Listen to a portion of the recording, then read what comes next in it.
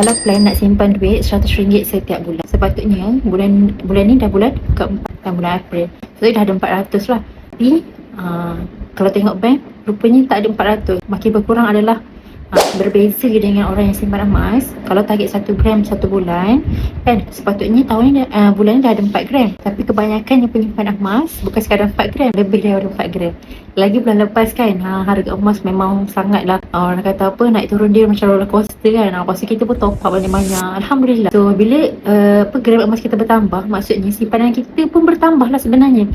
Jadi orang yang simpan emas ni boleh tengok bank rasa macam tak ada duit, rasa macam tak berduit. Tapi bila tengok emas, rupanya ada simpanan. Tapi disebabkan bila kita convert duit kepada emas, so nombor angka tu dah hilang. Dah nombor 100, nombor 200 dah hilang. Dia dah jadi nombor sikit-sikit, nombor 1 gram, 2 gram. So secara logiknya, kalau ikut emosi kita sebagai manusia ni, kita nampak nombor sasar ni macam sikit lah. Nombor 1, nombor 2, nombor 3 ni nampak sikit. Berbanding nombor ratus-ratus, nombor ribu-ribu, kita rasa kita nampak angka tu besar, jadi kita rasa kita kaya. Nampak tak? Okay, jadi itulah antara orang kata manfaat lah, kelebihan simpan emas.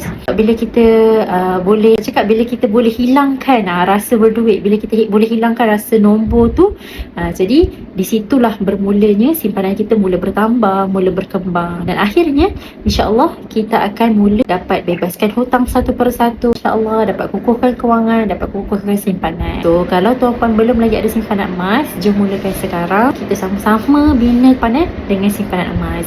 Nak mula sikit-sikit pun boleh sahaja, tak ada masalah. Nak Jia bimbing, terus rujuk video, insyaAllah Jia akan bantu tuan-puan A to Z insyaAllah. Okay, gemukkan simpanan, teruskan belanja, ada manfaat, boleh follow Jia rapat-rapat.